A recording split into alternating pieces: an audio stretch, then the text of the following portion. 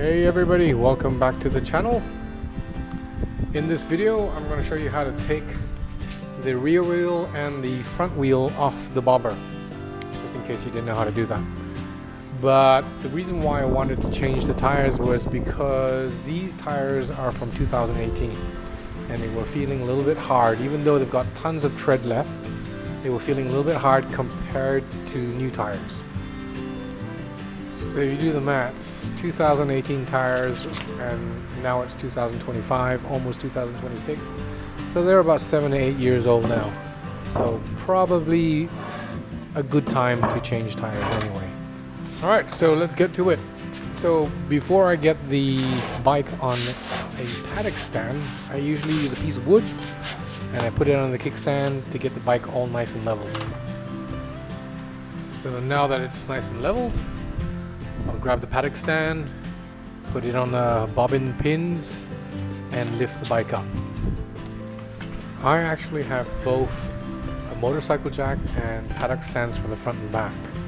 So if you haven't got the paddock stands, you can use the motorcycle jack and basically do the same thing. So once you've got the bike off the ground, or the back wheel off the ground, you're gonna need to loosen up the tension bolt right here. You're gonna need a 13mm and a 12mm wrench.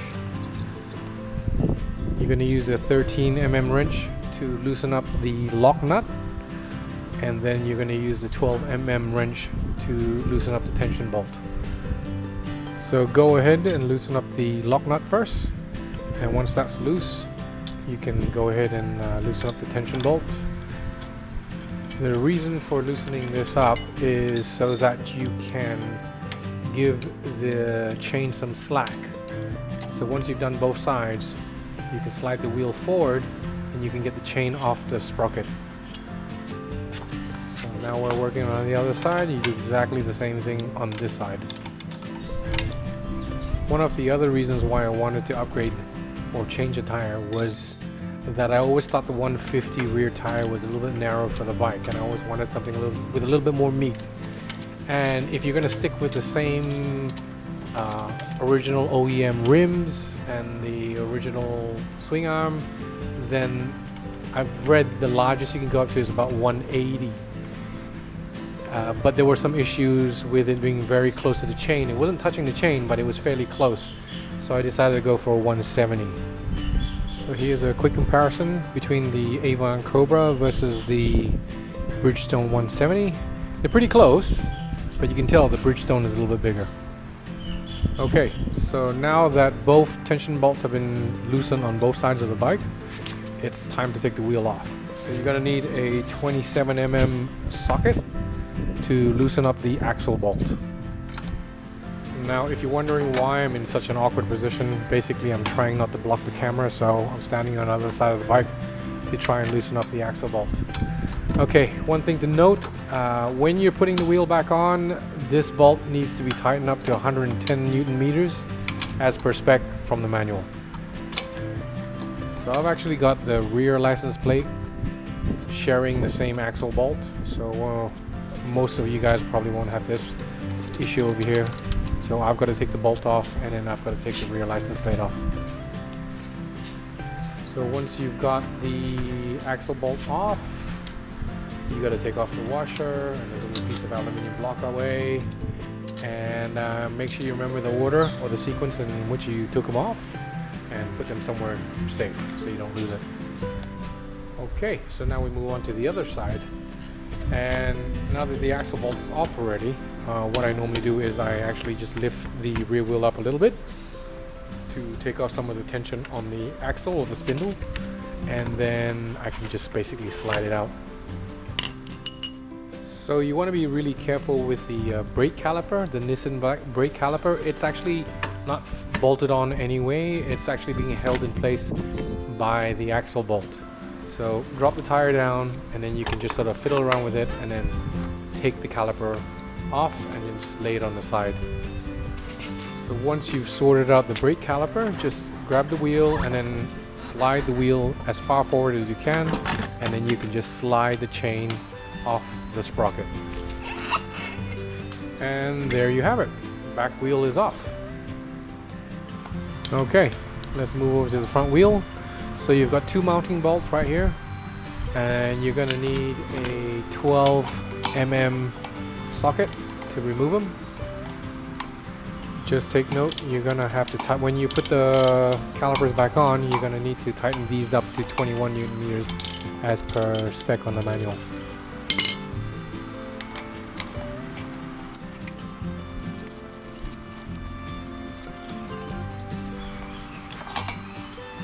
So once both the mounting bolts are removed, I usually like to screw them back into the calipers so that I don't lose the bolts.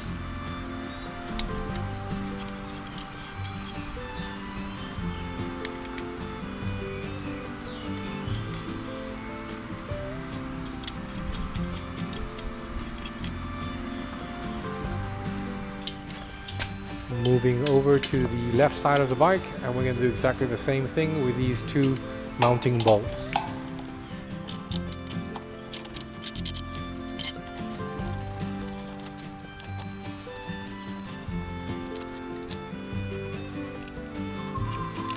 You've probably noticed that I haven't even put the bike up on the front paddock stand yet, so it's kind of good to unscrew the brake calipers and the pinch bolts before you get the wheel up on a paddock stand.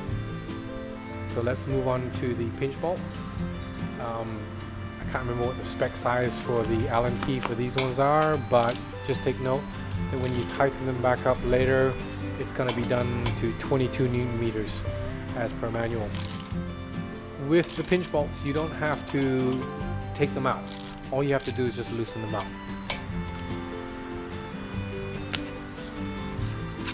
Okay, one last thing to do just before you lift the bike up on a paddock stand is to loosen up the axle bolt. You're going to need a 17 mm hex key for this. This was really hard to find, but I managed to get one.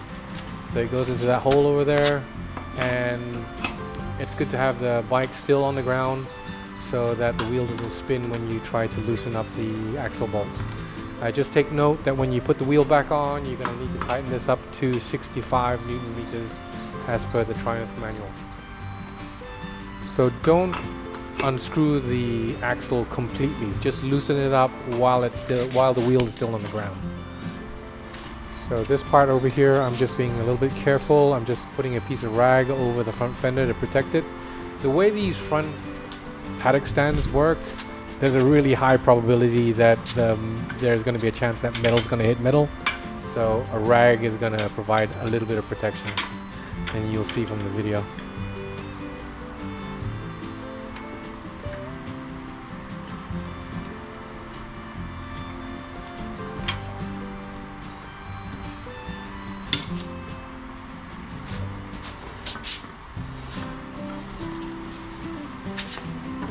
So once you've got the bike on the front paddock stand, it's time to loosen the rest of the axle bolt and get the front wheel off. So I'll use my right hand to hold the wheel up and get the tension off the axle bolt, and then just undo the rest of the axle bolt. Once I've got it all the way out, I'll just use the other hand to wiggle the axle out, and it just slides right out. So because I've already taken off the brake calipers and I've already done the pinch bolt, when I've loosened the axle, I can take the wheel off without any of those things obstructing the wheel from coming off easily. So I just wanted to show you what the bike looks like without the front and the back wheel. It looks like a jet ski or some kind of sled. And the rest is just me taking the wheels and the new tires over to a shop and getting them replaced. So that's that. That's how I take the wheel off my bobber. I'm not going to do a video on how to put it back on. Basically, you do the reverse. The only thing that you need to take note of is that when you put the back wheel back on, you've got to get the tension bolts right and equal on both sides. Otherwise your wheel's going to be misaligned. So if you didn't catch all the specs, all the size of the wrench and the sockets and the torque settings, it's all in the caption of the video. So good luck with that, and I hope that this video helped you out a little bit. As I said before, I'm not a mechanic. I do this as a hobby, and I learned most of the stuff from the Haynes manual for the bobber, and also just through YouTube videos like the one I'm making. That's it for now. So please subscribe and like the video, and if you feel like it, leave a comment.